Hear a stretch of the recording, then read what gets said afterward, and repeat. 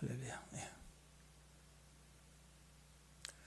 자, 오늘 말씀은 누가복음 24장 5절, 6절, 7절 세 구절입니다. 한 구절 한 목소리로 이 세 구절 쭉 다 같이 읽겠습니다. 누가복음 24장 5절, 6절, 7절입니다. 시작. 여자들이 두려워 얼굴을 땅에 대니 두 사람이 이르되 어찌하여 살아있는 자를 죽은 자 가운데서 찾느냐? 여기 계시지 않고 살아나셨느니라. 갈릴리에 계실 때에 너희에게 어떻게 말씀하셨는지를 기억하라. 이르시기를 인자가 죄인의 손에 넘겨져 십자가에 못 박히고 제3일에 다시 살아나야 하리라 하셨느니라 한데. 축복합니다. 자, 전 세계적으로 가장 인기 있는 나라 중에 하나가 대한민국입니다.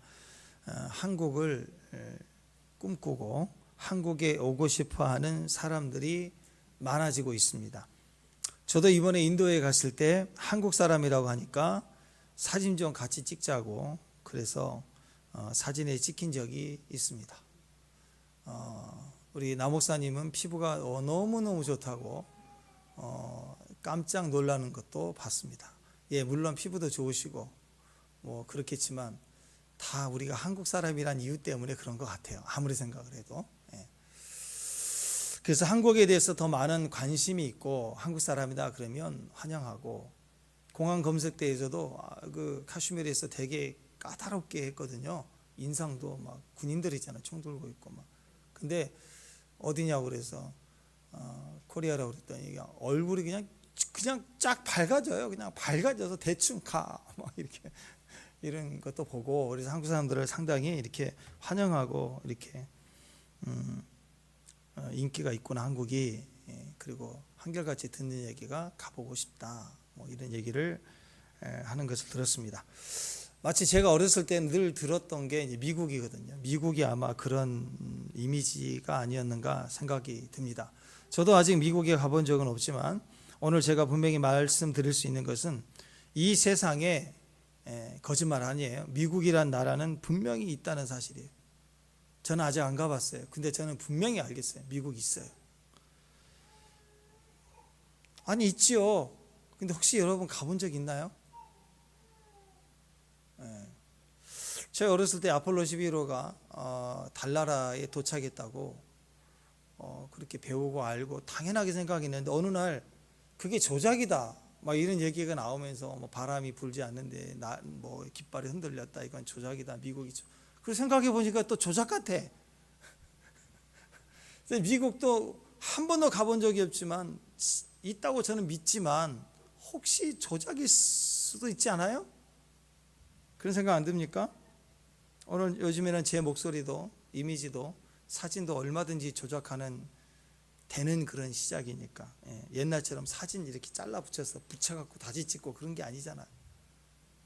AI로 완벽하게 포토샵 처리를 하니까 거의 확인이 불가능할 만큼 조작이 되는 시대입니다. 어쨌든 저는 아직 미국에 가보지 않았지만 어떻게 저는 직접 가본 적이 없는 미국이 실제한다고 조금 더 의심하지 않고 믿을까? 태어날 때부터 알았을까요? 아니죠. 미국에 갔다 온 주변 사람들 이야기, 또 이렇게 TV나 방송 뉴스를 통해서 듣게 되는 이야기, 아직 안 가봤어요. 근데 그걸 하도 많이 듣고 알고 하니까 있구나라고 저는 확신합니다. 그러니까 제 주변에 아는 사람 갔다 오신 분들 말고도 진짜로 머리가 노랑머리이고 눈이 파란 사람이 와서 미국 사람이라고 얘기한다면 더 확실하게 믿지 않을까요? 그러지 않겠습니까? 예, 맞아요. 우리 주변에 많은 사람들이 얘기하는 것보다, 우리 친구들끼리 아는 것보다 진짜로 미국 사람을 만나고 대화를 나누면 더 확실할 것입니다. 바로 그분이 예수님이죠. 천국이 있다는 걸 우리가 가서 분명히 보고 확인한 적은 없지만 천국이 있음을 우리가 분명히 알 수 있죠. 저는 그것이 조작이 아니라고 믿습니다. 왜냐하면 부활의 많은 증인들도 있지만 직접 거기서 오신 분의 이야기, 거기에 성경이 있기 때문이죠. 그분의 이야기, 바로 예수 그리스도의 이야기입니다. 그분은 말씀이신데 육신이 돼서 이 땅에 오셨어요. 오셔서 제일 먼저 하신 말이 회개하라, 천국이 가까이 왔다. 천국 이야기를 했습니다. 그리고 하나님 나라는 분명히 있다. 나는 거기서 왔다. 그 얘기죠. 그래서 예수님은 평생에 이 땅에 사시면서 공의와 사랑, 이 두 가지를 선포하셨는데, 공의, 천국에서는 슬퍼하는 자가 없다. 이렇게 얘기합니다. 마르다에게도 나는 부활이요 생명이니 나를 믿는 자 죽어도 살겠고 살아서 나를 믿는 자 영원히 죽지 아니한다. 하나님 나라에 속한다라고 얘기를 했습니다. 사랑, 천국에선 아무도 줄인 자가 없지요. 애통하는 자가 없다, 눈물이 없다라고 얘기를 합니다. 나는 생명의 떡이니 나를 먹는 자 영원히 줄이지 아니한다, 배부른다. 그래서 공의와 사랑, 사복음서 내내 우리에게 말씀하고 있습니다. 그게 하나님의 나라라는 거죠. 부활하셔서 지금도 살아계신 예수님 이야기, 그게 성경 이야기이고, 분명히 예수님은 우리에게 지금도 살아계시다는 것입니다. 이것이 천국 복음이고, 우리가 이것을 믿어야 거듭남이 있고, 그리고 앞으로 오실 주님의 재림 사건의 이야기, 그리고 새 하늘과 새 땅, 새 예루살렘의 완성도 다 믿어지는 것입니다. 그래서 부활이 없다면 이 모든 것이 다 의문이 될 수 있어요. 다 그냥 이야기처럼 들릴 뿐이에요. 근데 분명히 살아나셨고, 살아나심은 그냥 능력이 아니라 약속대로, 성경대로 오셨고, 성경대로 죽으시고, 성경대로 부활하신 거예요. 그러니까 나머지의 모든 성경도 완성이 될 거라고 우리가 믿는다라는 것입니다. 그래서 신앙생활을 한마디로 딱 둘 중에 하나예요. 신앙생활 그러면 믿느냐 안 믿느냐, 믿음이냐 불신이냐. 그걸 조금 우리 피부적으로 생각을 해보면, 상황을 붙들고 살 것이냐, 끝까지 약속을 붙들고 살 것이냐, 그 얘기죠. 믿음이냐 불신이냐, 그 얘기입니다. 믿는데, 교회는 다니는데 상황을 붙들고 산다 그러면 그건 믿음이 아니죠. 그래서 끝까지 상황이 우리에게 주는 메시지보다 하나님이 약속이 주는 말씀을 붙들고 간다 그러면 그것이 우리에게 믿음이라는 것입니다. 그게 신앙생활의 모습이라는 거예요.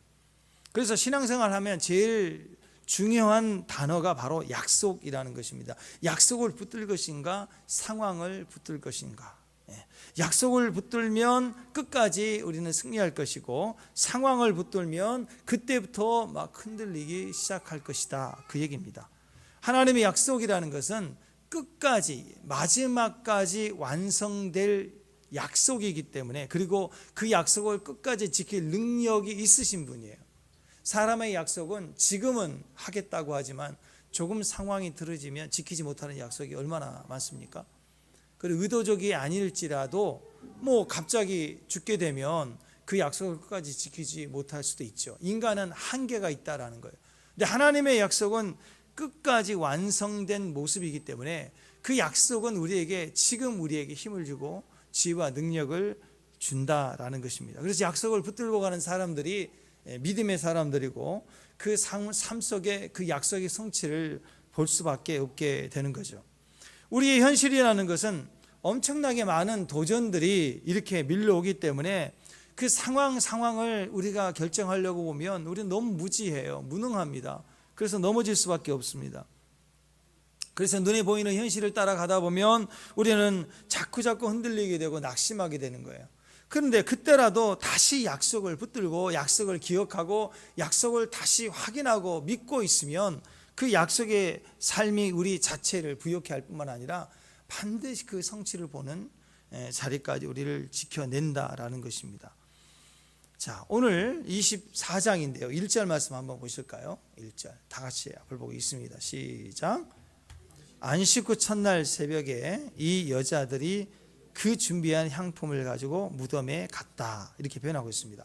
안식 후 첫날 새벽입니다. 여자들이 향품을 준비했습니다. 왜 향품을 준비했을까요? 바로 예수님이 죽으셨기 때문이죠. 향품이라는 것은요, 죽은 시체를 바르기 위한 거죠.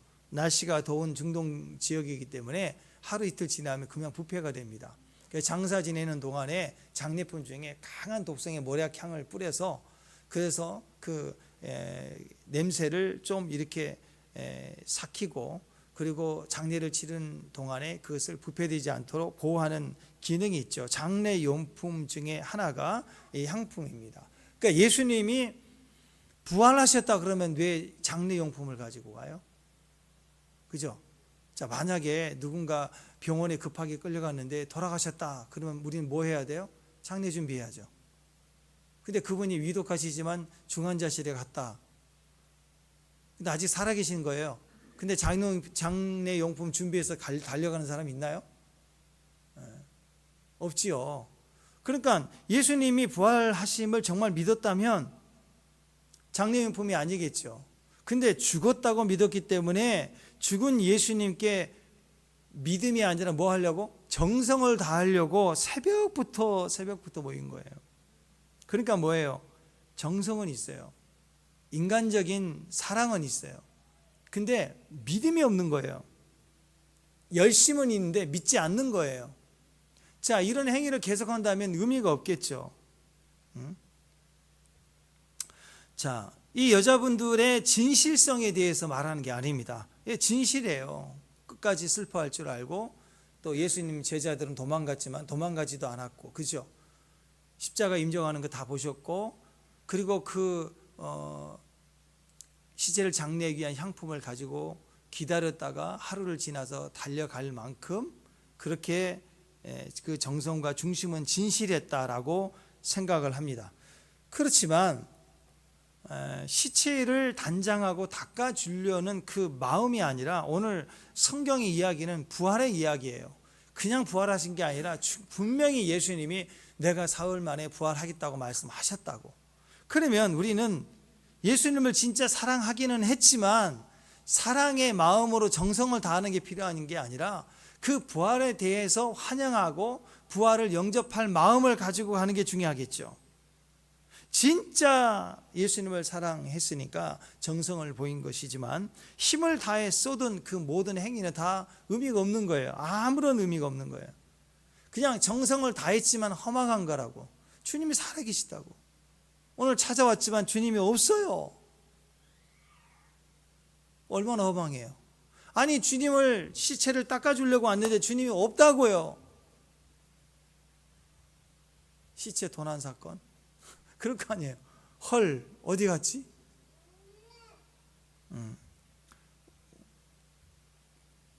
자, 향품을 가지고 무덤에 찾아왔다는 그 행위 전제가 뭐냐? 그것은 불신입니다. 예수님이 죽었다라고 믿는 거예요. 그러니까 예수님 물론 죽으셨지만 주님은 약속대로 다시 살아나셨다. 그러면 그 말씀을 전제로 했다면 향품을 준비하지 않았겠죠. 장례 준비를 한 건 아니었을 거예요. 그래서 우리 이 모습들을 한번 생각해 보라는 것이죠. 약속을 확실히 믿고 아는 사람들이라면, 그런 제자들이라면 안식일인데도 뭘 했을까요? 주님의 부활을 준비하는 거죠. 그런데 주님이 죽으셨다고 생각하니까 사실 안식일에도 쉬지 못하고 하루 동안 뭐 했을까요? 장례 준비한 거예요. 장례 중에 하루 동안. 그리고 그 다음날 안 씻고 첫날 열심히 움직이는 거예요. 율법을 지켜야 되잖아요. 안식일에 일하면 안 되잖아. 장례 준비도 일이잖아. 그러니까 기다리고 일 안 하고 기다린 거예요. 그리고 온 정성을 다해서 안 씻고 첫날 새벽부터 안식일 끝났지?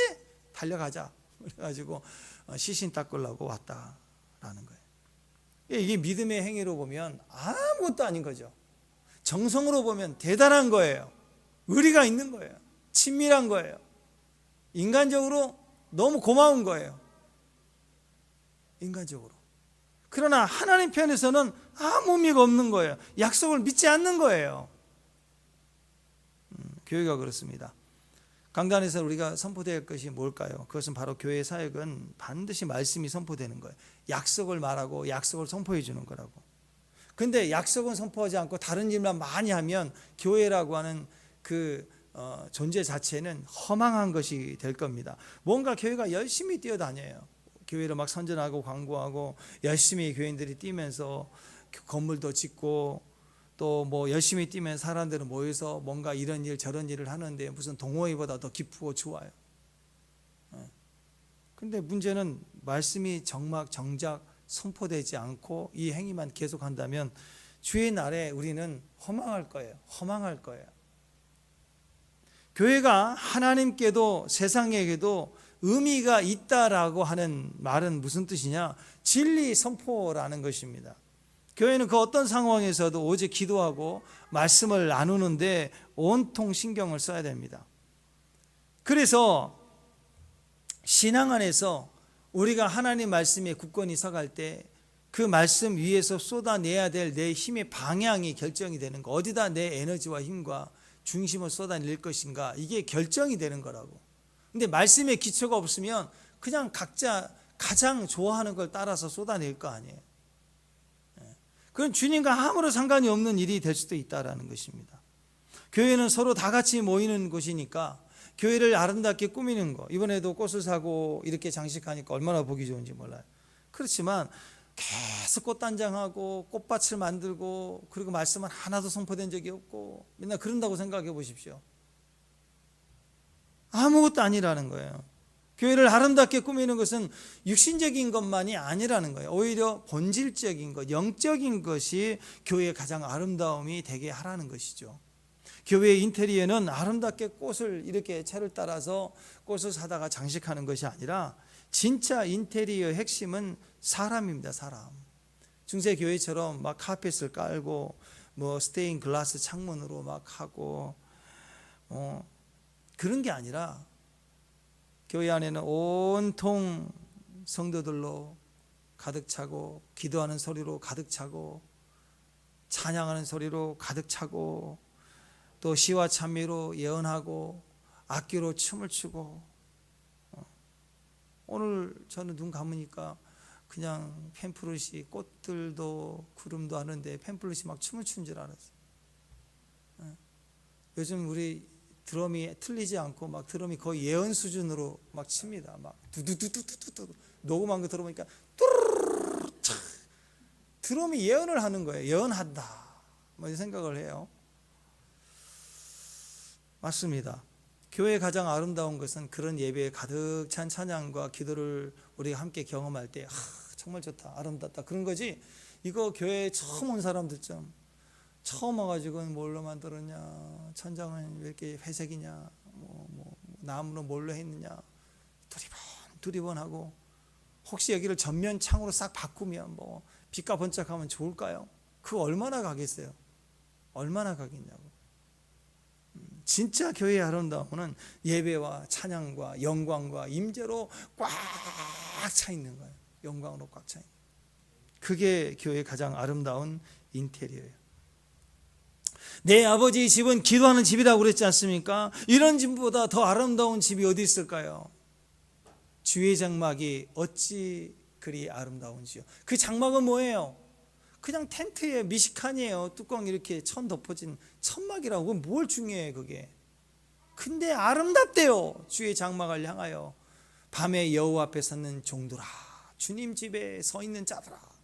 그게 아름다운 거래요. 포로로 잡혀간 다니엘이 그 먼 땅에 있는 예루살렘을 향하여 기도하는 것만 봐도 아름답대요. 그 아름다움 때문에 주님이 그를 지켜내고 그 대적자들을 다 하나님이 처리하시는 거 아니겠습니까? 여러분 생각해 보십시오. 교회는 뭐가 아름다움입니까? 교회에 이런 의자가 아름답습니까? 꽃꽂이가 아름답습니까? 카펫이 아름답습니까? 아니잖아요. 사람이 아름다운 거예요. 사람. 어떤 사람? 하나님의 사람들, 하나님을 믿는 사람들, 예배하는 사람들, 기도하는 사람들, 선교하는 사람들. 성경에도 그랬죠. 복음을 전하는 자의 발 아름답다. 발이 아름다워. 그 얘기를 하고 있다라는 것이. 그러니까 교회를 예배로 세우고 교회를 기도로 세우고 사랑으로 세우고, 이게 가장 아름다운 인테리어예요. 이게 교회의 공사는 계속되는 거예요. 전문업체에 교회를 세운 게, 지어진 게 인테리어 끝이 아니라 교회는 계속적으로 인테리어를 해야 돼요. 기도로 인테리어를 하고 예배로 인테리어를 하고. 할렐루야. 예. 진짜 아름다움으로 계속 가득 채워갈 수 있는 것, 그게 신앙의 모습이라는 것입니다. 그렇기 때문에 그 기초가 되는 게 뭐냐? 약속이에요. 약속. 약속이 없으면 방향이 없어요. 자기 하고 싶은 대로 가는 게 신앙인 줄 알아. 자기가 섬기고 싶은 대로 섬기는 게 그게 신앙인 줄 안다고. 오늘 보십시오. 우리가 기타가 여러 대가 찬양을 하고 드럼도 있고 찬양을 했지만 오늘 최고의 기타를 가지고 최고의 찬양을 하고 싶은데 각자 하고 싶은 걸 불러요. 동시다발적. 그럼 얼마나 시끄럽겠어요. 소음이죠. 다 오늘 내가 부르고 싶은 최고의 예배를 드리겠다고 자기 곡을 다 가져와서 다 같이 시작 그랬더니 띵땅 띵띵 뭐 다 불러봐. 어떻게 되겠어요? 소음이 되겠죠.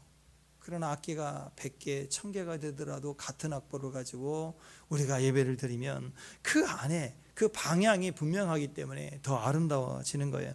방향이 있고 목적이 있다는 거, 그 기초가 어디 있냐? 약속이라는 겁니다. 약속. 약속이 먼저 있어야 돼요. 약속 아래서 방향도 의미가 있는 것입니다. 그러니까 교회 지도자가 할 일이 뭐예요? 가정에서 지도자가, 아버지가 할 일이 뭐예요? 방향을 결정해 주는 거예요. 그게 뭐예요? 약속이에요. 약속. 신뢰를 가져야 돼요. 무엇보다도 지도자는 신뢰를 가져야 돼요.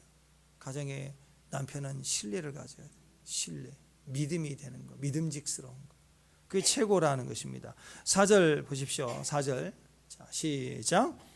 이로 인하여 근심할 때 문득 찬란한 옷을 입은 두 사람이 곁에 섰느니라. 자, 근심할 때 그래서 근심이 뭐예요?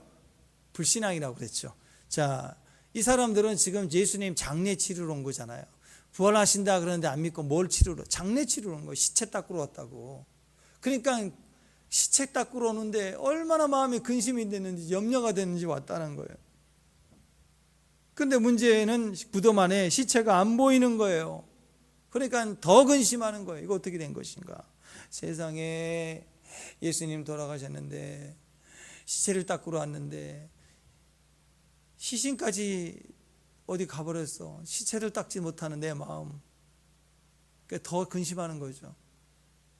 더 슬프죠. 그러니까 여러분 철저히 내 중심으로 보면 더 슬프고 더 슬프고 더 슬플 수밖에 없는 거예요. 어떤 사건이 터질 때 왜 나에게 자꾸 자기 자신을 거기다 대입하면 너무너무 불쌍해지는 거예요.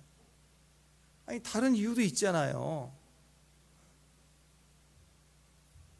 우리가 절망이고 우리가 무능이고 우리가 무지이고 더 큰 문제로는 결국 불신앙이었다라는 것이에요.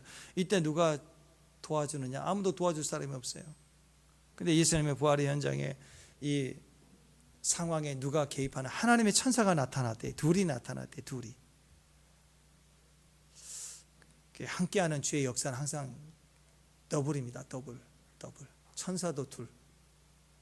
축복합니다. 그러니까 기도도 둘이 하세요. 둘이. 혼자 하는 것보다. 물론 골방 기도도 중요하지만 골방도 끌어들여서 둘이 하라고. 그래 열방 가지. 둘이 앉아 있으니까 얼마나 좋아요. 우리 저 은정자매 보세요. 그 정렬형제 옆에 딱 있으니까 얼마나 보기 좋아요. 이렇게 둘이 있으니까 혼자 있는 것보다 매주일날 혼자 그냥 이렇게 둘이 있으니까 얼마나 좋아요. 더블로 있어야 돼. 더블로 항상. 자, 천사도 이렇게 둘이 나타나는데 찬란한 옷을 입은 두 사람이 곁에 섰다 그렇습니다. 딱 보면 누가 봐도 천사인 줄 알죠. 이 찬란했다, 이 아스랍도란 이 단어 자체가 의미하는 게 번쩍거리다. 천사가 나타나면 굉장히 빛난 것 같아요. 번쩍거렸다. 딱 보면 천사다 이렇게 알 수 있어요. 그러니까 여러분이 기도할 때 여러분이 뭐가 번쩍거린다 그럼 천사다 그렇게 생각하면 됩니다. 만약에 번쩍거림이 없이 옆에 반바지 입은 두 사람이 딱 섰다 그러면 뭐예요? 아이 깐딱이야. 그럴 거 아니에요. 이게 무슨 상황이고 누구세요? 뭐 이럴 거 아니에요. 근데 딱 보면은 의심할 필요가 없습니다. 천사가 나타날 때는 그냥 천사인지 알아요. 야, 이런 일들이 일어났으면 좋겠어요. 아멘. 미국 펜사콜라에 그 사모님이 기도 모임에 갔다 엄청난 큰 영광스럽게 우리 교회처럼 찬양했던 것 같아요. 엄청 은혜를 받고 우리 교회도 이런 부흥과 영적인 충만이 임했으면 좋겠다 하고 돌아와가지고 저녁마다 저랑 같이 기도하실 분 나오세요 해가지고 한 2년 동안 저녁마다 매일 기도를 했대요. 근데 2년째 된 날 갑자기 번쩍거리더니 천사가 나타나. 천사가. 그래가지고 이번 주에 이 교회에 부흥이 올 거다. 근데 혼자만 봤으면 너무 졸려가지고 비몽사몽간에 헛것봤겠지 그럴 수 있는데 거기 모인 분이 다 같이 본 거예요. 빛난 빛을 내는 천사가 나타나. 그리고 그 주에 어버이 주일인데 그 어버이 주일날 예배 때 진짜로 부흥이 터진 거. 하나님 영광이 임하고 사람들이 막 울부짖고 특별한 행사를 한 건 아닌데 그러면서 한 2년 동안 엄청난 그 교회 부흥이 임했다. 그래서 막 새벽까지 줄 서 있고 막 들어가려고 하고 막 그런 보고들이 있었지 않습니까? 예, 우리 삶 속에도 이런 천사들이 여러분 가정에 교회에 막 사업 현장에 마지막 때가 되면 천사도 나타나지 않겠어요, 그죠? 예, 성경 이야기니까.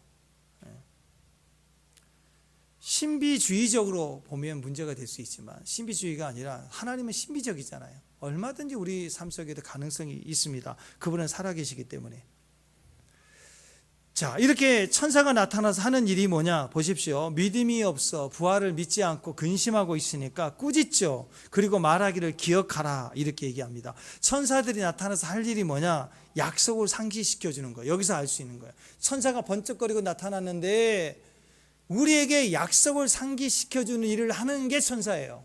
근데 천사가 나타났는데 내가 너에게 새로운 계명을 주노니 너는 나의 선지자다 뭐 이상한 말을 하면 나가 그래야 되겠죠. 천사 아니에요. 천사는 그런 얘기 한 적 없어. 성경의 천사는 한결같이 하나님 말씀을 다시 확인해주고 약속을 다시 기억나게 해주는 것입니다. 자, 5절 6절 7절 오늘 말씀이에요. 자, 쭉 한번 읽어보십시다. 5절부터 7절 시작. 여자들이 둘의 얼굴을 땅에 대니 두 사람이 이르되 어찌하여 살아있는 자를 죽은 자 가운데서 찾느냐, 여기 계시지 않고 살아나셨느니라. 갈릴리에 계실 때에 너희에게 어떻게 말씀하시는지를 기억하라. 이르시기를 인자가 죄인의 손에 넘겨져 십자가에 못 박히고 제3일에 다시 살아나야 하리라 하셨느니라. 분명히 말씀하셨어요. 근데 왜 그걸 기억하지 못하고 근심하고 있느냐, 그 얘기죠. 두려워서 떨던 여자들에게 살아있는 자를 왜 죽은 자들 가운데서 찾느냐.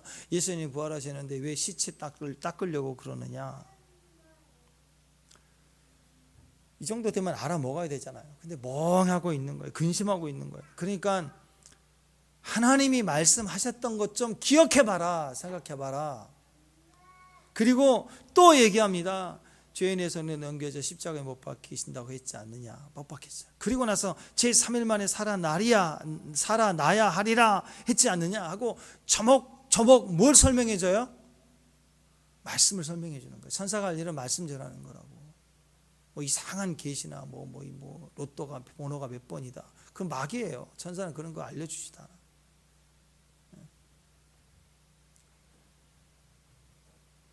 자, 다행스럽게도 오늘 말씀 8절에 보면 그 핵심을 말합니다. 그들이 예수의 말씀을 기억했다. 천사들이 얘기하니까 다시 돌이켰습니다. 기억했습니다. 하나님의 약속의 말씀을 기억했다. 자, 이렇게까지 천사가 나타나서 그냥 꾸짖으면서 얘기해주고 또 기억해봐라 하면서 또 그 말을 다시 레코딩 하듯이 얘기해 줬는데도 불구하고 잘 모르겠다 그러면 천사 쓰러졌을 거예요 아마. 아유, 답답해하고 속 터져 쓰러졌을 거예요 천사가. 다행히 두 천사가 쓰러질 지경에 드디어 그들이 예수의 말씀을 기억하고, 그러니까 얼마나 다행이었는지. 천사가 하는 역할이 그겁니다. 약속대로 살아나셨고 약속대로 지금 계시다. 그거예요. 그거. 그러니까 우리가 천사 역할을 하는 건 뭐예요? 우리 옆에 있는 사람들에게 천사 역할을 하는 건 하나님의 말씀을 자꾸 생각나게 해주는 역할을 하는. 자, 그러니까 교회에서도 가정에서도 말씀을 읽어야 됩니다. 그리고 말씀을 계속 생각날 수 있도록 해야 돼요. 어떻게 하나님의 말씀을 기억하게 할 수 있을까? 일단은 말씀을 묵상하고 말씀을 이렇게 알려주는 것도 기억나게 하는 거겠지만, 그것보다는 말씀을 묵상한 사람이 그 말씀의 삶을 살아내야 돼요. 그러면 믿음이 부족하거나 불신인 이 주변에 있는 사람들은 그 사람이 살아가는 삶을 볼 때 저 사람은 말씀을 가진 삶을 살아내는구나 할 때 말씀을 기억하게 되는 거라고. 말씀대로 살아가는 삶이 필요한 거예요. 약속을 머리로만 기억하는 게 아니라 손에 익혀지도록, 말씀이 손에 익혀져서 삶을 살아내는 행실이 되도록 할 때 거기서 사람들은 말씀을 보는 거예요. 믿음의 사람들, 자기 안에 믿음이 생긴 사람들은 성경을 읽으면서 말씀을 읽죠. 말씀을 보면서, 읽으면서 말씀을 자기 안에 흡수하는 거예요. 그러나 믿음이 약한 사람들, 성경을 사다 저도 잘 보지 않는 사람들은 어떻게 말씀을 보느냐? 그 환경에 말씀을 살아내는 삶을 사는 사람들의 삶을 보면서 말씀을 읽는 거라고. 그래서 너희는 하나님의 편지다 그러잖아. 여러분의 편지예요. 편지가 왔는데 A4지 편지지 안에가 꽃무늬만 있고 글씨가 하나도 없어요. 그렇게 살면 안 돼요. 교회는 다니는데 메시지가 없어. 편지는 메시지가 있어야 된다고, 음성이 있어야 된다고. 그 메시지를 읽어야 되는 거 아니에요. 편지를 통해서 메시지를 읽는 것처럼 삶을 살아내는 사람들의 삶의 방식이 약속대로 살면 그 사람의 언어와 행실을 통해서 주변 사람들은 그 사람에게서 편지를 읽는 거라고. 말씀대로 살아가는 게 맞다라는 것입니다. 그게 천사의 모습입니다. 사역의 목적이 되는 것입니다. 천사 보내듯이 지금도 하나님은 우리에게 주의 종도를 보내셔서 약속을 기억하게 하는 거예요. 그래서 교회 안에서 말씀을 가르치고 여러분 말씀대로 살아가야 되고, 매일 약속의 말씀을 묵상했다면 여러분의 가까운 환경 속에 말씀을 계속 살아내야 되고 증거해야 되고 말씀을 여러분이 전하기 시작해야 되는 것입니다. 확실하게 기억나게 하는 거. 엄마의 역할이 그거예요. 약속을 다시 기억나게 해줘야 돼. 말씀을 해야 된다. 축복합니다. 내가 생각할 때 내 머리하고 우리 아들이 이 머리가 거의 같은 것 같아. IQ가 50이다. 그러면 5번 얘기해 줘야 돼. 쟤는 IQ 60인 것 같아. 나하고 똑같아. 그러면 6번 얘기해. 아니 100으로 따지면 4번 얘기해 줘. 또 얘기해주고 또 얘기해주고 10번이든 20번이든 말씀을 또 얘기하고 또 얘기해. 저 돌머리 그러지 말고 내 머리가 같아요. 거의 수준이. 그러니까 거의 가족은 비슷해요. 그러니까 같이 그냥 묻혀가자. 그래서 또 알려주고 또 알려주고 하면서 나도 각성이 되고 그에게 새겨주고 그럴 거 아니에요. 그죠? 그러니까 말씀을 계속 생각나게 해주는 거, 들려주는 게 그게 중요하다라는 것입니다. 얼마나 말씀을 많이 들었는가, 말씀을 많이 말해준 만큼입니다. 말씀은 성경이 있든지 아니면 내 입에 있어야 돼. 마음판에 있다고 그러면 그게 맞지만 다 마음판에 있는 줄 알아. 자기 안에 있다고 얘기하지만 팔은 안으로 굽기 때문에 다 말씀은 안 돼. 그건 아는 게 아니에요. 말씀이 어디 있어야 되냐면 입술에 있는 게 마음에 있는 거예요. 입술에 물어야 돼. 물고 살아야 돼. 축복합니다. 말씀을 입에다가 자꾸 물고 있어야 그게 마음판으로 들어가는 통로가 되는 거예요. 하나님의 말씀을 지속적으로 말할 수 있는 사람, 말해주는 사람, 그게 엄마예요. 엄마. 어미의 법 그랬어요. 잠언에. 어미는 뭐 해야 돼요? 엄마는 자녀들에게 말씀을 계속 말하고 말씀을 가르치고 말씀을 말하고 말씀을 가르치고 말씀을 벗어나서 도리를 가르치면 안 돼요. 엄마가 도리를 가르치면 3년 전까지 다 나와요. 야단 한마디 칠 걸 막 한 1시간 걸립니다. 그래서 저녁에 또 얘기 나오고. 그러니까 여자들은 말을 잘하니까 딱 말씀만 말해야 돼. 말씀만 가르치고. 그러면 누가 훈계를 해야 돼요? 아비의 훈계 그랬잖아요. 가정에서 아버지가 훈계를 해야 돼. 그게 참 좋은 것 같아요. 자녀들 입장에서 훈계를 말을 1시간씩 들으면 얼마나 힘들겠어요. 아버지처럼 딱 부러져서 한마디 딱 정확하게. 어떤 아빠는 그래 내가 오늘 이 녀석에게 한마디 할 거야. 막 큰 소리 막 치고. 그래서 내 아내가 보기에 정말 아빠가 큰 소리 이제 기강을 잡겠구나 했더니 아들을 보는 순간 밥 먹었니? 그러고 말 안 해. 가정에서 엄마가 매일 악인 역할을 해야 되고 그러면 어떻게 되겠어요 이게. 아빠는 단호하게 악인의 역할을 해서 야단쳐야 돼요. 이제 교육이 필요할 때는 아버지가 해야 된다고. 딱 부러지게 한마디 두 마디. 축복합니다. 그래야 돼요. 엄마는 절대로 야단치면 안 돼. 엄마는 말씀만 말해야 돼. 자, 예수님이 이렇게 말씀을 우리 가운데 계속해서 하신 그 말씀대로 예수님이 살아나셨다라는 것은 제자들에게 그 믿음의 삶이라는 것은 철저히 말씀을 기억하는 것에서부터 시작된다는 것을 우리에게 부활의 역사를 통해서도 우리에게 확인해 주는 것입니다.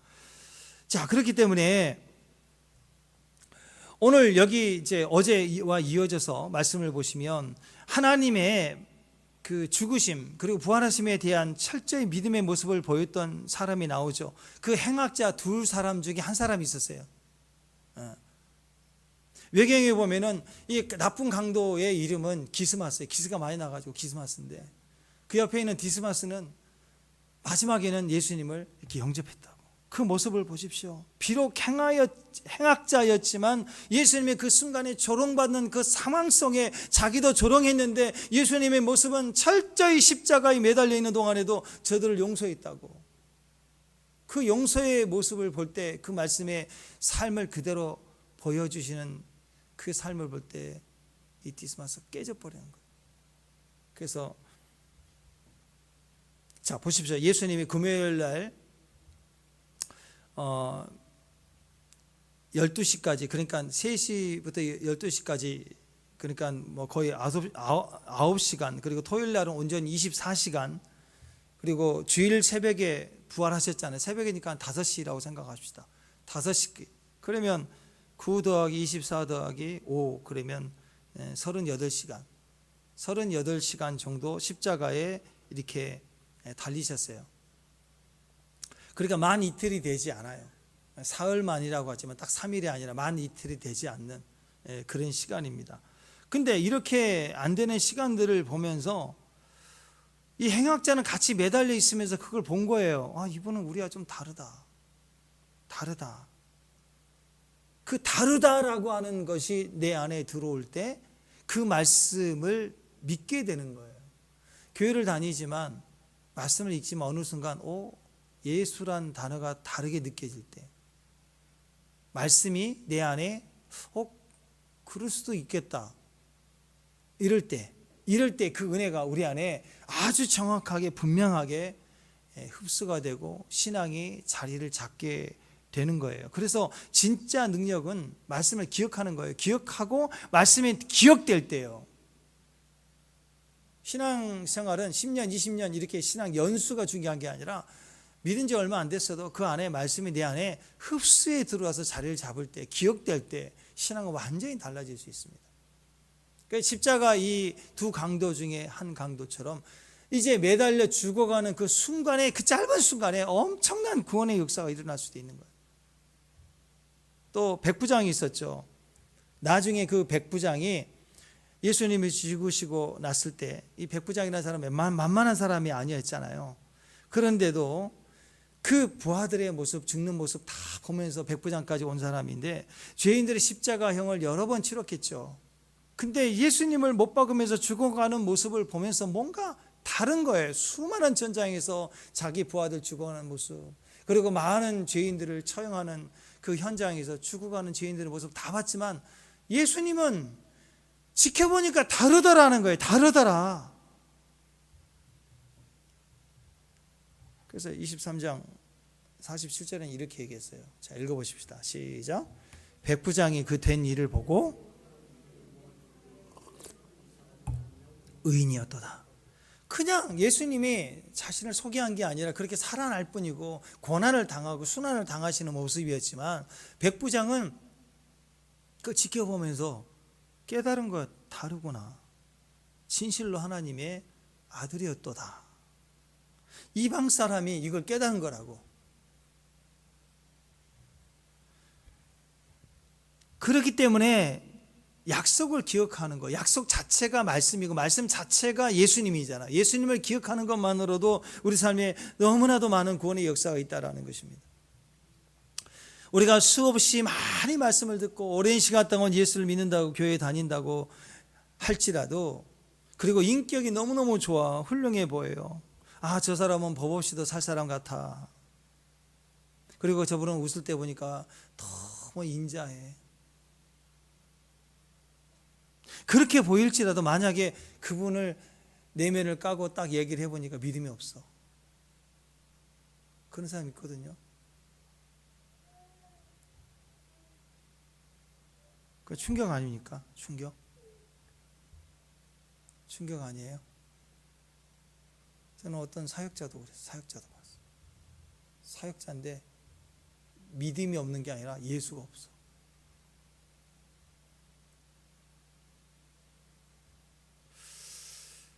난 너무 불쌍한 것 같아요. 제가 작년에 또 어떤 자매가 암에 걸려서 결국 죽었는데요. 그 자매가 처음 갑자기 발병 나가지고 막 기도하고 그래서 갑자기 또 나았어요. 암이 없어졌어요. 그래서 막 간증하고 그랬거든요. 근데 한 몇 개월 지나서 다시 재발을 했어요. 근데 재발하고 나서는요, 교회도 안 나와. 선교회도 안 나와. 그래서 사람들이 찾아가서 기도해주러 찾아가니까 다 거부해요. 나중에는 막 저주를 하고 죽었대, 예수님. 그건 여러분 믿는 게 아니에요. 저주할 수가 없어요. 예수를 정말 믿는다면. 그때 우리 헷갈리죠. 저 열심, 저 헌신했던 저 모습은 뭐냐? 그냥 열심히 한 거예요. 자기 열심으로. 그러니까 구원받고 나서 다시 어떤 사람은 지옥 갔다, 구원받았는데도 지옥 간다, 그런 말이 도는 이유가 그래서 그런 거라고. 진짜 구원받은 사람은 어떻게 예수를 부인해요? 부인할 수가 없어요. 부활의 생명은 우리 안에 있는 생명이기 때문에 우리가 내 자신을 포기하고 거부하려고 해도 거부할 수 없는 힘이 우리 안에서 생명처럼 올라오게 돼 있어요. 정말로 죽을 상황이 와도 거부가 안 돼요. 그 생명이 나를 지켜내는 것이라고요. 여러분 지옥 못 가요. 이제 가고 싶어도 못 간다니까. 그렇다니까. 지금은 조금 이익 생긴다, 뭐 목적 생긴다, 두려운다 그러면 교회도 도망가고 막 그럴 수도 있지만, 진짜 죽을 위기가 오면 내 안에 있는 생명은 우리를 증거하기 시작해요.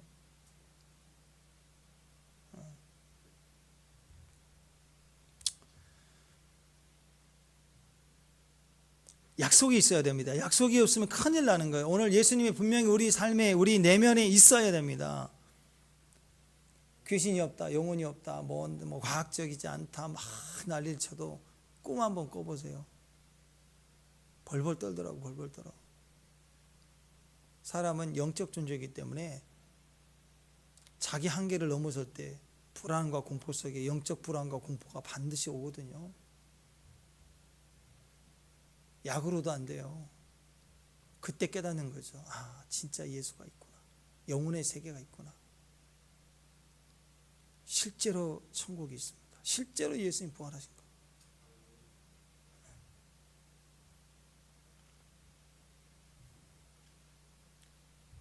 주님께서 지금도 우리에게 원하시는 게 뭔가 열심히 교회 다니면서 노동하고 일하며 주를 섬기는 거 아니에요. 약속을 더 믿는 거예요. 약속을 믿는 결과로 헌신하는 걸 말하는 것이지, 헌신이 노력이 절대로 앞설 수가 없다라는 것입니다. 약속을 기억해야 됩니다. 약속을 기억하고 약속을 가지고 약속을 확인해 보려고 하면서 사는 삶, 약속의 삶, 그게 바로 신앙생활이에요. 근데 약속을 잊어버리고 말씀 팽개쳐버리고 인간적으로 잘 보이고 인기 있게 하려고 뛰는 거, 그건 신앙이 멍청해지는 거예요. 방향이 없는 거라는 거예요. 오늘 이 여자분들 보십시오. 얼마나 중심은 귀해요. 인간적으로 정성이 있죠. 향품 준비해서 쫓아오는 거 보통 일이 아니죠. 근데 뭐가 없어요? 믿음이 없어요. 잊어버렸다고, 말씀을 잃어버렸다고, 방향을 잃어버렸다고. 여기에 크나큰 문제가 생겼다라는 것입니다. 갈릴리에서 말씀하시는 거 기억 못하니 천사가 얘기할 때 기억하게 됩니다. 그리고 나서 예수님이 그 약속대로 살아나셨다 했더니 그걸 기억해낸 거예요. 8절. 자, 한 번 더 시작.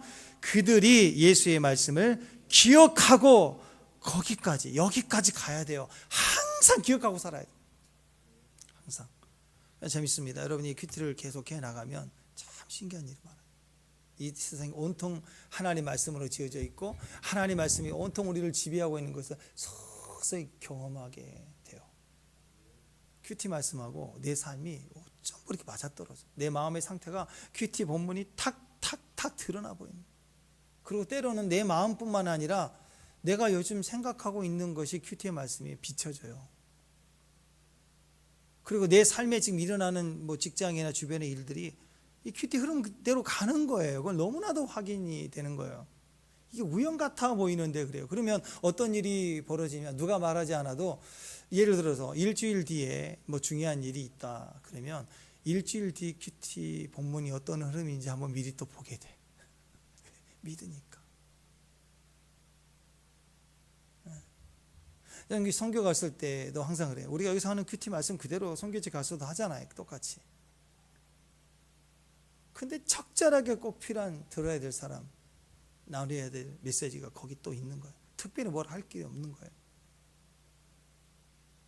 그래서 말씀과 우리 삶이 같아져 가요. 신기하게 같아져요. 그래서 본문에서 먹을 것 얘기 나오면 먹는 일이 생기고 그런 일이 생긴다고요. 생긴다고. 점점점. 그래서 하나님 말씀 온통 내 삶을 붙들고 계시는구나. 그 말씀만 붙들고 가면 되는구나. 말씀 때문에 기도가 나오는구나. 그래서 말씀을 항상 기억하고 사는 삶이 되는 거예요.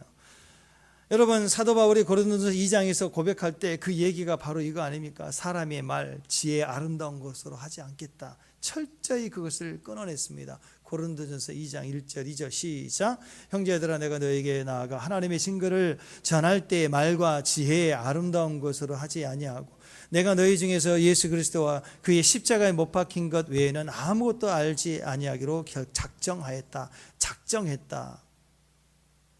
이게 판결하다 단어인데 이 크리노란 단어 참 재밌습니다. 이 작정하였다 이 말이 마음으로 이제 판결하다 판사가 판결하는 그 판결하다 그런 단어인데 또 다른 뜻으로는 뭐냐면 복수하다 그런 뜻이에요. 그러니까 예수님 외에는 말씀 외에는 내가 알지 아니하기로 복수하겠다. 그 말은 뭐예요? 원수가 무슨 말을 해도 원수에게 복수하겠다는 거예요. 이 결론 가지고 판결 가지고 예수님만 진짜다. 세상은 가짜다. 이걸 정확하게 자기 마음에 복수하는 무기를 삼겠다라는 거죠. 실제로 이 무기를 사용하면 원수의 거짓말들이 깨져버립니다. 그래서 하나님의 말씀을 입에 물고 무기처럼 사용해야 돼. 오늘 이 여자들이 그걸 잊어버렸지만 생각났어요. 기억났어요. 그리고 나서 9절에 무슨 얘기를 하느냐. 무덤에서 돌아가 이 모든 것을 11사도와 다른 모든 이에게 알렸대요. 왜? 알렸다는 건 뭐예요? 나도 까먹었는데 깐딱했어요. 깐딱. 잊어버렸어요. 근데 천사가 알려주고 확인하니까 그리고 나서 그 부활의 영광을 이제 믿게 되니까 당장 또 뭐해요? 제자들에게 가가지고 주변에 아는 사람에게 가가지고 그래도 잊어버렸잖아요. 부활하는 것을 잊어버리고 막 실망해 있으니까 실망한 자들에게 가가지고 생각나게 해주는 거예요.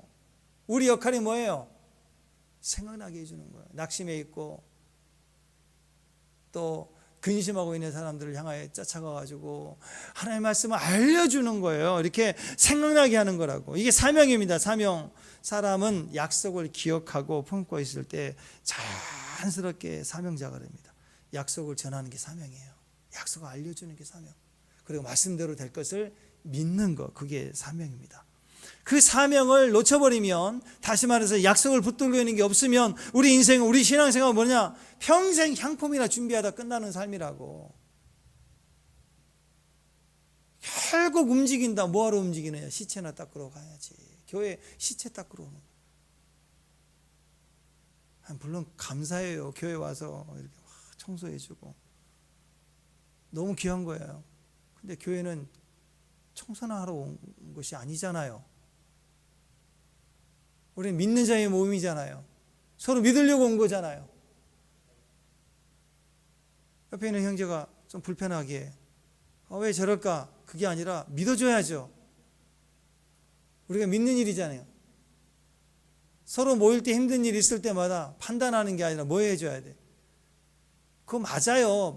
맞으니까 아니다라고 거짓말하는 게 아니라 그걸 그대로 두고 그 다음을 믿어주는 거라고. 지금은 이렇지만 나중에 이럴 걸 믿어주는 거라고. 교회는 믿는 일이에요. 모여서 믿는 일. 청소만 하고 향품만 닦고 글라스나 좀 바꾸고 뭐 그렇게 하다가 인생 끝나는 게 아니라고. 부르심입니다.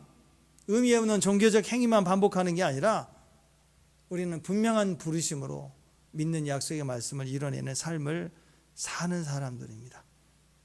뛰면 뛸수록 왜 힘든가? 신앙생활 할수록 왜 지친가? 교회 오기는데 왜 예배가 힘든가? 왜 그래요? 메뚜기 같으니까. 메뛰기잖아요. 메뛰기. 매에서 맨날 뛰어다니는 곤충. 교회 와서 방방 뛰기만 하는, 이거저거 하라고, 해야 된다고 외치기만 하고 즐거움이 없어요. 왜 즐거움이 없죠? 믿질 않으니까. 지금이 아니라 그 다음을 믿는 거라고. 예수님 오실 걸 믿고 여기 있는 우리 형제자매이 너무나 영광스럽게 아름답게 요한계시록에 허다한 무리가 서서 구원하심이 보좌에 계신 이와 어린 양이 있도다 외칠 성가대 아닌가요? 우리가 지금 그 영광스럽게 변화될 그 우리의 영적 완성된 모습을 바라보고 믿어준 사람들 아니에요? 그거 보고 지금을 같이 가는 거라고. 지금 동행 뭘 힘들 게 있어요? 뭘 더 할 게 어디가 있어? 실수해도 무너져도 괜찮은 거지. 감사한 것은 이런 약속들을 제일 먼저 누가 증언하게 되느냐, 오늘 이렇게 우리가 무시해도 될 것처럼 얘기하는 여자들에게 알려졌다는 거예요. 이 여자분들만 밀어냈나요? 아니에요. 제자들은 도망가고 더 형편에서 당시 예수님의 부활을 믿는 사람이 아무도 없었어요. 우리를 포함한 모든 자들을 대표성으로 이 여자들에게 부활의 증언을 하도록 주님이 얘기하셨다. 근데 하나님은 참 재밌어요. 이 당시에 최고의 석학 가말리엘이거든요. 사도 바울이 율법 선생이었던 당시 최고의 스승이에요. 세상에 제일 똑똑한 사람. 하나님께서 이분에게 천사를 보내가지고 이분이 탁 오늘날 계시를 받아가지고 예수님의 부활은 실제다 하고 선포를 하게 하시면 얼마나 많은 유대인들이 변화를 받을까. 이렇게 똑똑한 사람이니까. 근데 하나님 그렇게 하지 않으셨어요. 가장 무시될 만한 여자, 제자들 중에서도 제일 어떻게 보면 인권이 없고 투표권도 없는 여자들, 그중에 똑똑한 게 아니라 예수님의 부활을 동일하게 다 잊어버렸던 여자들, 실망한 여자들, 향품 준비하고 정성 보인 여자들에게 부활의 제일 첫 번째 증인이 되게 하셨다고. 왜 그랬을까? 하나님이 이 온 땅 우주의 최고의 권위시기 때문에 그래요. 우리가 생각할 때는 우리 모습보다 최고의 석학을 통해서 복음이 증거되고 역사하면 그분들의 사회적인 덕망, 영향력, 학식 이런 걸로 증거되면 훨씬 더 잘 증거될 것 같죠. 근데 우리는 권위가 낮기 때문에 그분들의 권위까지만 바라보니까 그래요. 그런데 사람의 권위는 아무것도 아니에요. 하나님의 권위만이 참된 권위가 됩니다. 그분의 권위를 누구에게나 다 주실 수 있는 거예요. 부활은 사실이니까. 부활은 최고의 가치를 가진 권위이자 실제이기 때문에 조그만 종이에 담아도 최고의 권위일 것이고 큰 그릇에 담아도 최고의 권위일 것이고. 근데 큰 그릇에다가 담아놓으면 뭐 인생은 성적순이다 그런 것처럼 실망하는 사람도 있을까 봐, 그리고 또 논쟁할까 봐, 그리고 오히려 그런 사람들은 넘어지게 돼 있거든요. 근데 바닥에 거한 사람은 결국 넘어질 수가 없어요. 바닥에 있는 사람들, 높이 있는 사람은 넘어질 수 있거든요. 자, 여러분 생각해 보세요. 지금 BTS가 인도에 갔더니 전부 BTS 다 코리아 그래서 다 BTS, 그리고 사진 뭐 이렇게 나와. 근데 생각해 보시오. 여러분, BTS가 세계적으로 엄청난 영향력을 가지고 있죠. 영어로 아니라 한국말로 부르는데도 빌보드 차트를 막 석권하고 그러잖아요. 외국 사람들이 다 한국말로 노래를 부르기 시작해요. BTS 영향력이 대단하잖아요. 근데 BTS가 말하는 말 한마디 한마디에 복음이 실려 있고 성교가 있고 예수님을 증거하는 말이라면 어떤 영향력을 가질까? 대단할 것 같지 않아요?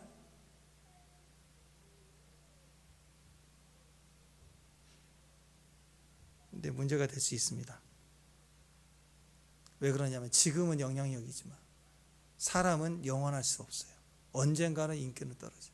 언젠가는 수치가 드러날 수 있어요. 요즘 우리 연예계 뭐 이런저런 보도를 보면 인기 있는 사람 잘 몰랐지만 어떤 사건 터질 때 보면 그 수치가 다 드러날 때 사람들이 막 하루아침에 안티로 막 바뀌잖아요. 사람은 다 거기서 거기에요.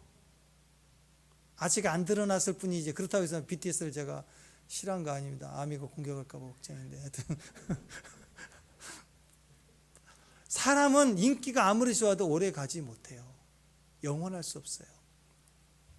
그때 나중에는 그들이 증거했던 모든 옳다고 얘기했던 모든 것까지 다 추락하게 되어 있습니다. 대도 조세영 씨 감옥에서 예수 믿었어요. 물방울 다이아 유명하잖아요 옛날에. 그래서 나중에 신학에서 목사까지 됐어요. 출소 이후에 전국 보안업체 자문위원, 본인이 이게 도둑이 되도니까 보안업체 자문위원도 되고, 뭐 경찰 행정학과의 강사도 하고, 나중에 선교하겠다고 막 선교회 조직해서 굉장했습니다. 그때 막 전국의 웬만한 큰 교회 간증도 하고. 근데 어느 날 일본 가가지고 일본에서 노숙자들 돕는다고 하다가 거기서 일본에서 절도하다 잡혔어요. 그래가지고 나중에 한국 돌아왔는데 한국 돌아와서도 또 절도하다 잡히고, 그래서 80대 중반인데 또 교도소 들어가고 막 이런 일이 있었잖아요. 자, 그러니까 핫했을 때는 유명인 효과가 있지만 그런 본질이 변화되지 않는 모습을 보일 때 어떤 효과가 있을까요? 뭐 유순중 씨, 뭐 그죠? 유승진이 온누리 교회 다니면서 막 뭐 얼마나 복음 얘기하고 애들이 막 은혜 받고 막. 나 그때 전도사 때인데 얼마나 애들이 유승진이 좋아하는지 난 몰랐어요. 그렇게 인기가 많은지. 그러던 병역 문제 딱 하더니 엄청 또 교회 욕까지 다 이어서 가는 거 아니겠습니까? 지금도 그래요. 우리 대구에 있는 뭐 가수 김광석 거리, 강원도에 있는 배우 소지섭 길, 뭐 송해길, 남진 야시장, 박지성 거리, 지금은 좋지요. 근데 그분들의 삶에 온전치 않은 일들이 한번 드러나면 어떻게 될까요? 그 거리 이름 바꿔 막 이럴 거 아니에요. 인간은 영원할 수가 없습니다. 예수님의 부활도 능력도 분명한 권위와 능력이 있지만 어떤 사람이 유명한 사람을 통해서 나왔다가 나중에는 점점 희석이 되고 약해지고 문제 생기면 복음도 더 큰 문제가 되는 거예요. 오히려 복음의 역사 가운데는요, 무능하고 무지하고 밑바닥에서 더 이상 바닥으로 떨어질 수 없는 사람들이 소망을 얻고 힘을 얻고 일어서고 증거될 때 가장 강력한 역사가 일어납니다. 있는 사람들, 위치에 있는 사람들은 뭔가를 증거할 때는 그 본질도 있지만 내면에는 이익도 있거든요. 그걸 통해서 얻는 이익들이 너무너무 많아요. 그런데 힘없는 사람, 무너질 수밖에 없는 사람, 이미 무너져 있는 사람들이 무슨 이익이 있겠어요? 그 사람 지금도 가장 연약하고 어리석은 사람들을 통해서 부활은 증거되고 있다는, 복음대로 살아가야 될 이유는 지금 가장 약자라고 느껴지는 바로 저와 여러분을 통해서 복음의 실제로 증거가 되어지는 것입니다. 고린도전서 1장 27절 29절까지 읽어봅시다. 시작. 세상을 미련한 것들을 택하사 지혜 있는 자들을 부끄럽게 하시려고, 세상에 약한 것을 택하사 강한 것들을 부끄럽게 하시려고, 하나님께서 세상이 천한 것들과 멸시받는 것과 없는 것들을 택하사 있는 것을 폐하려고 하시나, 이는 아무 육체도 하나님 앞에서 자랑하지 못하게 하려 함이라. 유명하고 큰 영향이 있는 사람이 복음을 증거하면 그분들을 복음 증거하지 말라는 소리가 아닙니다. 근데 그렇게 하면 더 높아져요. 더 추앙돼요. 더 큰 이익이 생겨요. 신기하죠? 안 그러려고 그래도. 그래서 그들도 위험해질 수도 있는 거예요. 타겟이 되니까. 우리같이 무명의 사람들, 무명의 인사들, 때로는 부끄럽고 아직도 덜 되고 가슴에는 한만 많고 아직도 우리 인싸가 아니 아싸들이에요. 이런 사람들을 통해서 복음은 오늘 또 영광스럽게 흡수되기 시작하는 거예요. 그분들을 통해서 증거되기 시작하는 거예요. 빌립보서 3장 8절 한번 보세요. 시작. 또한 모든 것을 해로 여김은 내 주 그리스도 예수를 아는 지식이 가장 고상하기 때문에 내가 그를 위해 모든 것을 잃어버리고 배설물로 여김은 그리스도를 얻고 그러니까 자기가 지식을 많이 갖고 있는 게 오히려 자기에게 장애물이 되었다. 바울은 뭐라고 했느냐? 배설물로 여겼다, 똥처럼 여겼다. 이게 나의 장애가 됐다라고 얘기를 합니다. 오히려 무명이 없을 때, 약할 때 내가 더 강하더라. 그 원리를 철저하게 배웠다라는 것입니다.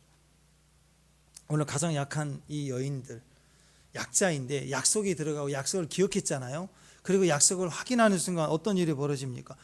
제일 첫 번째가 복음 증거자가 돼버려요. 예수님이 제자들 가장 높은 사람을 깨우치는 거예요. 이분들이 다시 사도로 일어서게 각성시키는 역할을 하잖아요. 복음을 증거하는 사람이 됐어요. 구경꾼이 아닙니다. 약속의 말씀을 기억하고 할 때 우리가 그 사명을 감당할 수 있어요. 구경꾼은요, 힘이 없어요. 증거자만이 힘이 있습니다. 약속이 있잖아요. 그러면 반드시 참여하게 돼 있어요. 약속이 없으니까 구경하는 거예요. 오늘 저와 여러분이 부활절을 맞이해서 저와 여러분 안에도 하나님 약속의 말씀이 자리를 잡고 우리 안에서 그대로 기억돼서 기억하는 믿음의 말씀을 가지고 일어설 수 있기를 주님의 이름으로 축원합니다.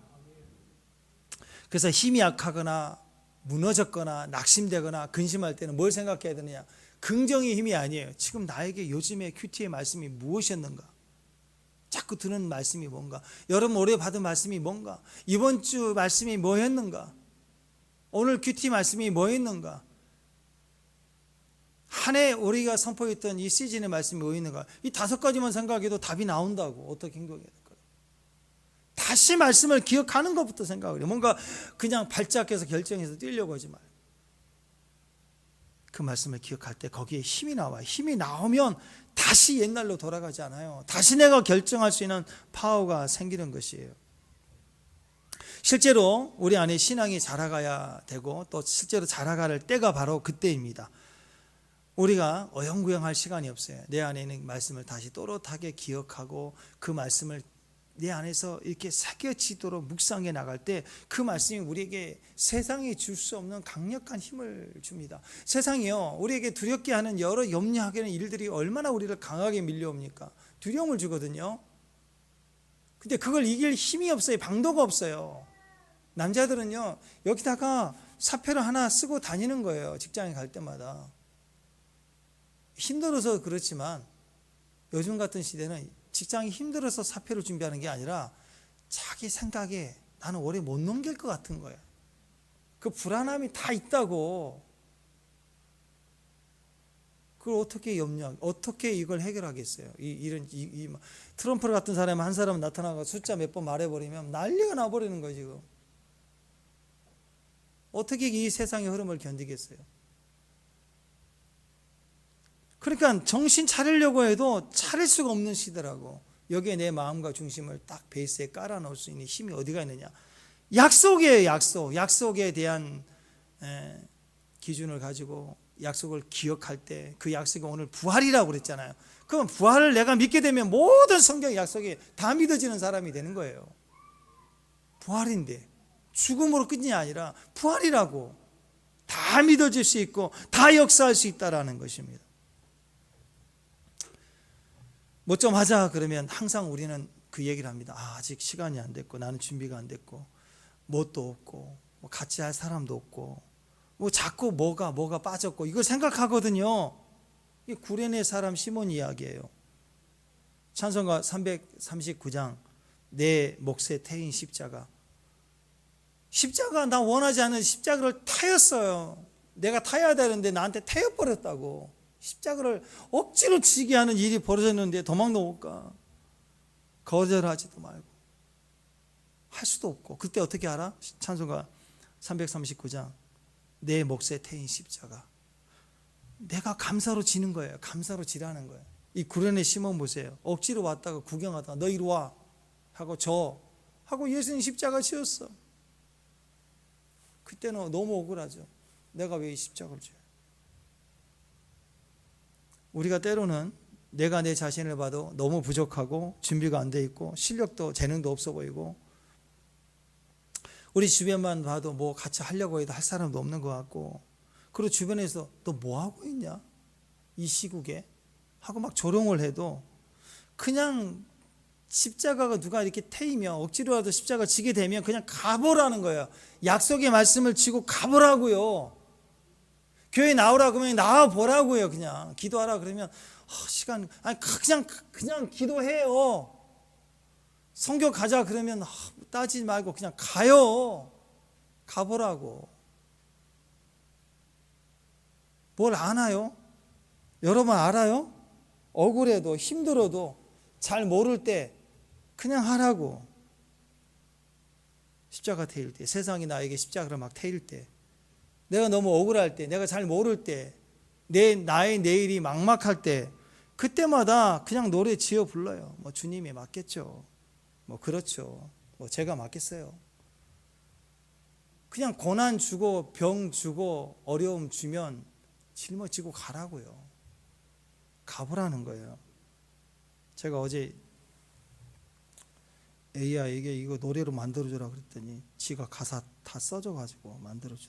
두 곡을 만들어줘서 선택을 했는데 웃기더라고요.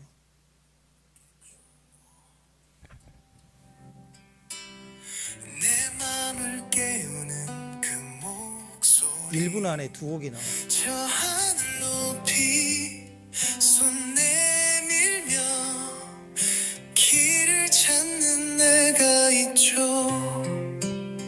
그렇죠. 주님이 맞겠죠. 제가 뭘 알고 뭘 아나요. 바람 속에 길을 묻듯 빛을 찾아가는 걸음뿐. 이거보다 이게 더 나은 것 같아요. 제가 맞게요.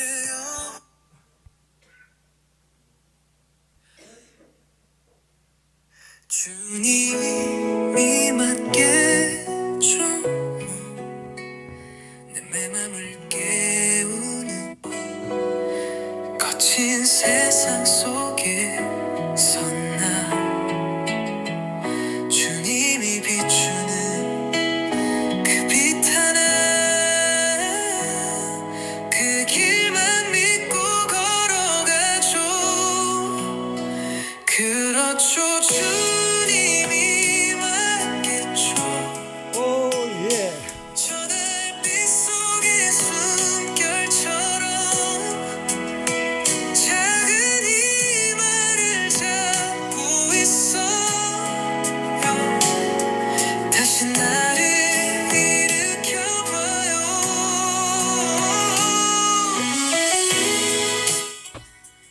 할렐루야. 내가 은혜 받았어요.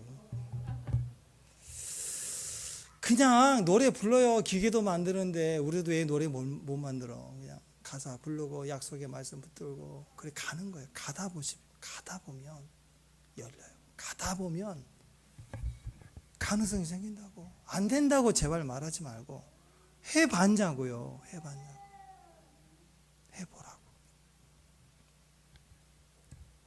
내가 조금 안다고 할 때 사도 바울이 그랬잖아. 내가 좀 안다고 하는 그것 때문에 자기를 스스로 안 돼, 되겠냐 하고 자기가 오히려 아는 게 제한을 하더라는 거죠.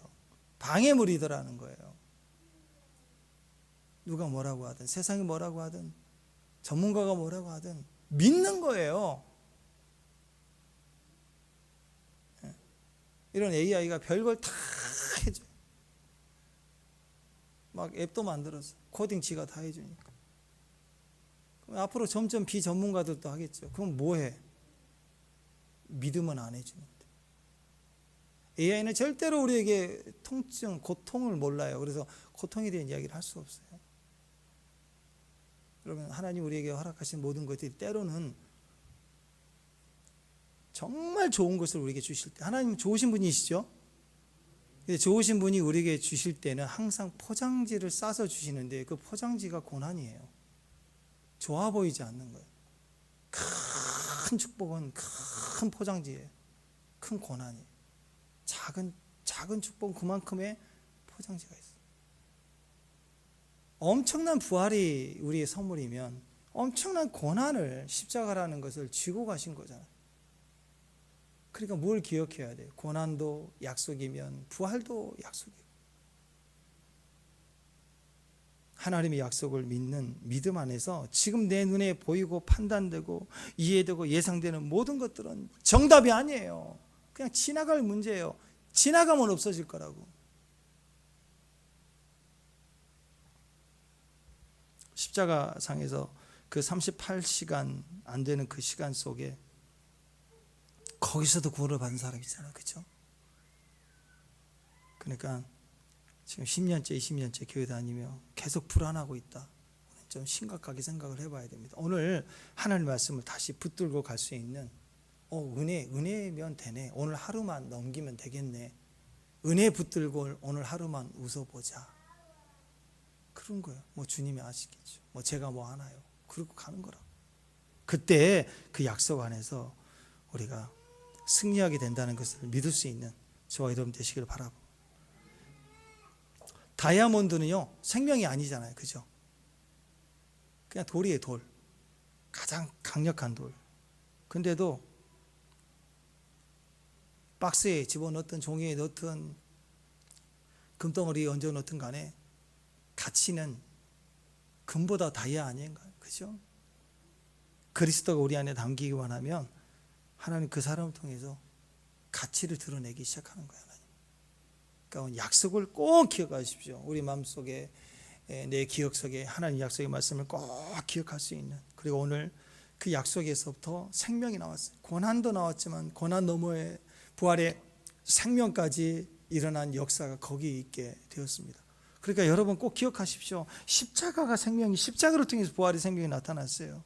오늘 또 약속을 심으세요.